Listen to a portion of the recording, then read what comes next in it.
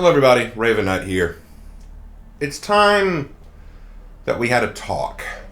Many of you may remember a video I made in the past called The Outlanders, the Risks and Rewards. In that video I went over some of the positive and negative aspects, including the Outlander heroes. Some of my predictions have come to pass, while some have yet to, but there was one thing I did not foresee, and that is the impact their arrival has had on the lore of For Honor. Now, I'm aware that lore may not matter to most people who play For Honor, but it does matter to me as I'm a writer and storyteller. I don't always expect S-tier lore from the writing staff, as it's undoubtedly difficult to create lore quite on the level of what we got in the campaign of For Honor with Apollyon and her Blackstone Legion. But with that said, For Honor is more than capable of turning out unique and fascinating lore when they really want to.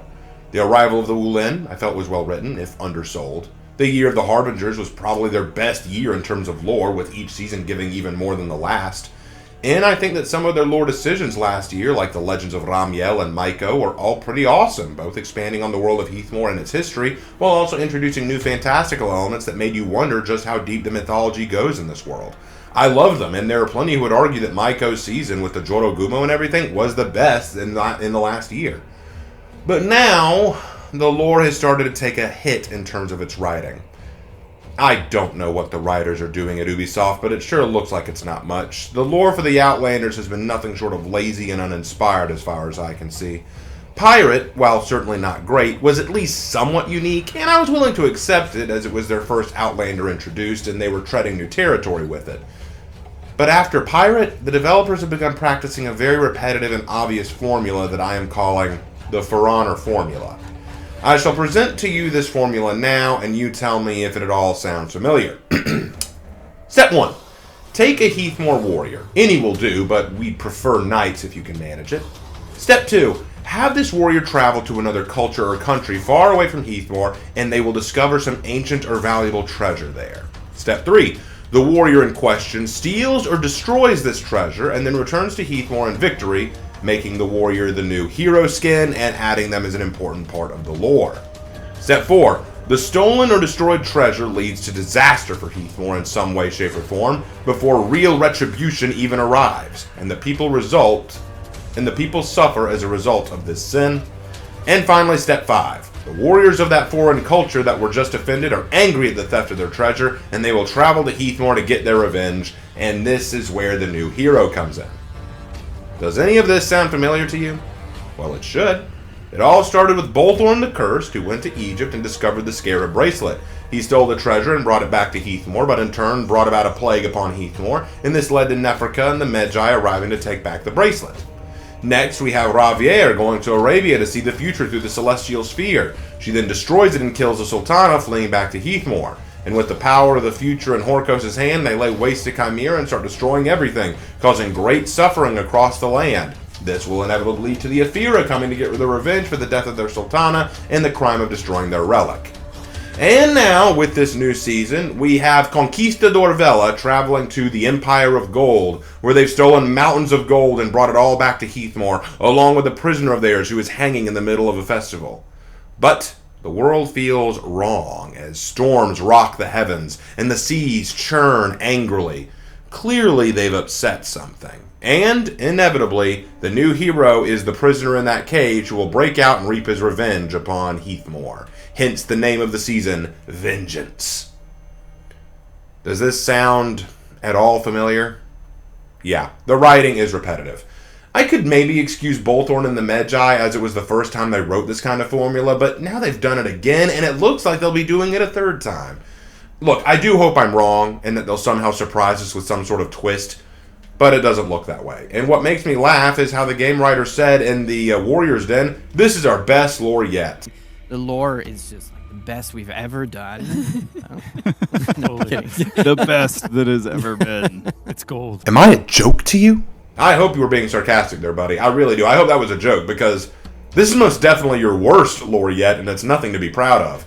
It actually fails on 3 different levels. Let me break it down for you. First, it's repetitive. I'm aware that history repeats itself. After all, you could argue that Astria's Order of Horkos is just repeating Apollyon's Blackstone Legion, but keep in mind, it took Astria years to arrive after Apollyon's downfall. But the formula you're presenting has been repeated 3 times in the span of a year, and all with the exact same conclusion. Did Horkos not learn their lesson the last time they pissed off a neighboring country? This repetitive writing comes off as lazy and uninspired, but it does even worse than that, and that leads into my second point. Secondly, it creates a moral black and white between Heathmore and the culture that they are offending. Look, there are plenty of people who have told me that this formula is simply history simplified. One culture interacts with another, and conflict erupts. And okay, there's truth in that, but do you think that the conflict was always the fault of one party over another? Do you think it's always happened the same way each time? Why do you think that twice now it was Horkos who instigated the conflict? Because we need the de facto villains of For Honor to go and piss off other people and get them angry. We need to victimize the other cultures so that they feel morally righteous and set up to bring payback to Heathmore. It feels, in a word, childish. Why? Because it is a child who thinks that the world is broken down into complete blacks and whites, that there's a mustache-twirling villain who's just out there to ruin things for somebody else. And finally, this leads into my third failing. Third, this is in no way historical. And now I'm sure there are some of you who are about to inform me that For Honor is not historical, and therefore this should not be brought up. But I would also like to remind you that For Honor is not Dark Souls. For Honor built itself on a preposition of some semblance of historical realism, that these warriors were human. That is why we have distinction between the knights, samurai, Vikings, and Wulin. We are understanding them as references to real-world groups.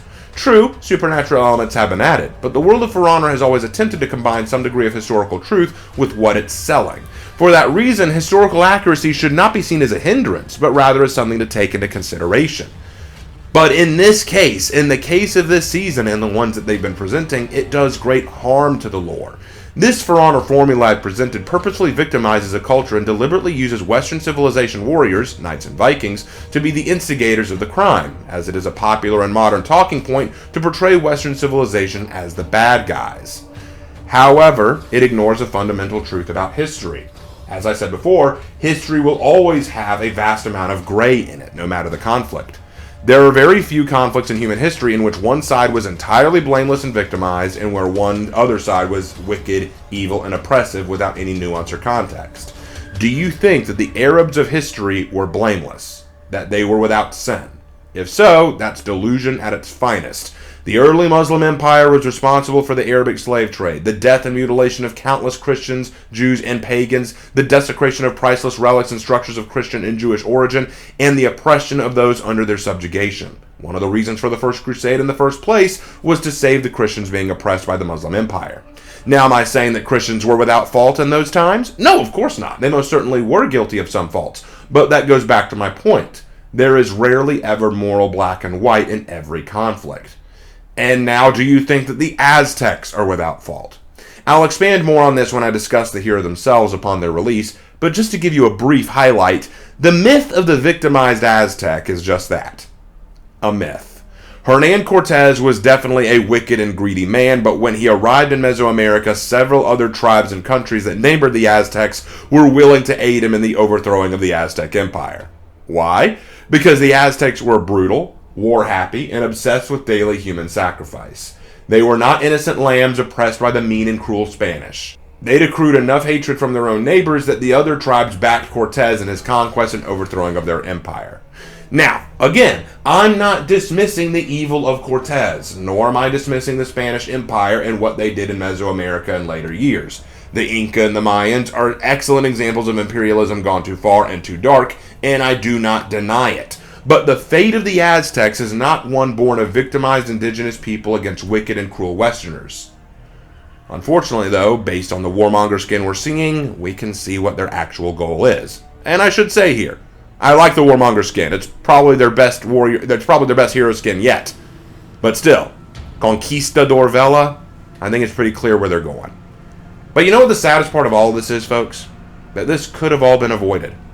There were ways to write these stories. I already explained how to do a Fira story better. For example, what if the Sultana saw a vision of a black prior destroying her kingdom and launched an attack on Heathmore to prevent that outcome, to make sure that they would never attack Arabia?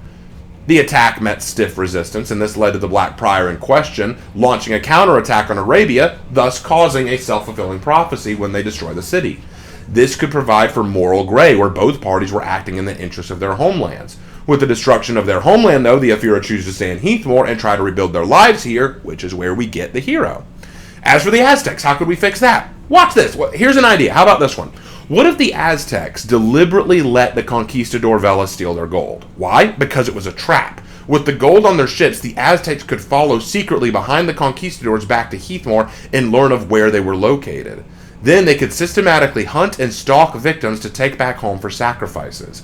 Heathmore receives news that men and women have gone missing from towns and villages, and thus Griffin goes to investigate the situation because Griffin is the kind of person who wants to care for the little guy and help people who are being oppressed. So he goes to look into why these disappearances are happening. Is it the Inquisition again? Is it Horkos? What is it? He doesn't know. So he goes to check it out, and he goes missing.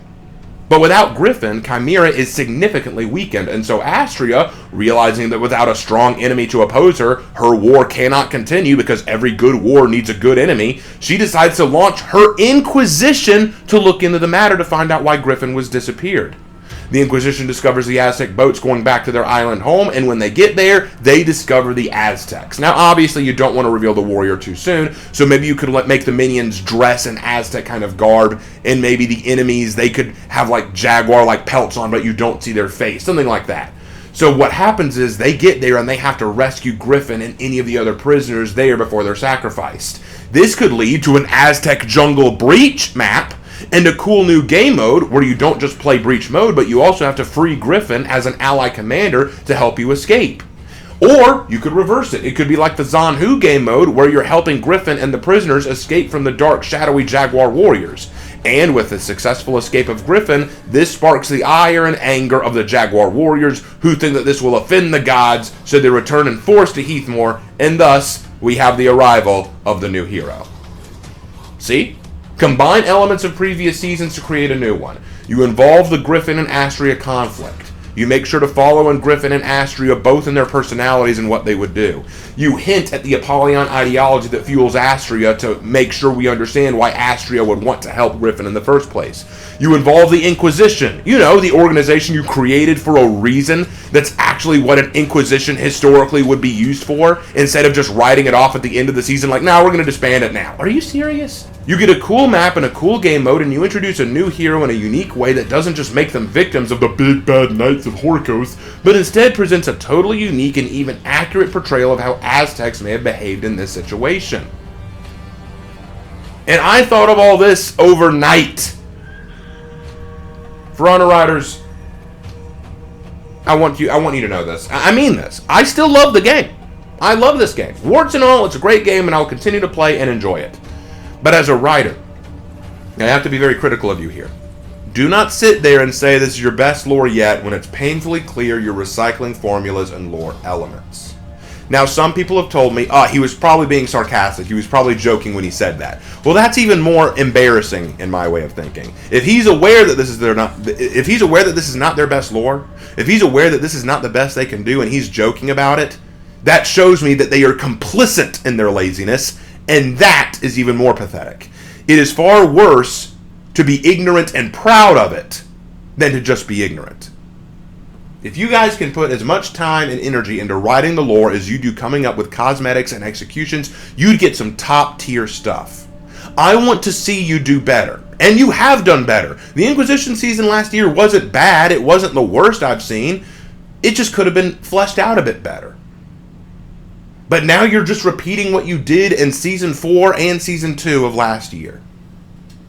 Well, let's hope that you surprise me in the Title 2 update. Let's hope that you really pull out something surprising. If not, well, I'll pray Season 3 is better. After all, that season focuses on the Wulin, right? Let's hope that will, at the very least, be something a bit more engaging. Because as for this, I see a lot that glitters, but not all that glitters is gold. And gold is not even the most valuable of substances. Keep your gold, For Honor, and give me something valuable again. I know you're capable. It just takes a little extra time and effort on your part.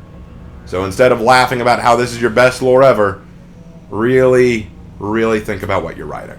Because what you write can inspire the maps, game modes, and yes, even heroes that we're looking for. And I'm sure a lot of people are about to tell me, no one cares about the lore. Well, thank you for your input. I've given mine. Thank you guys so much, and I will see you in my next video. Take care.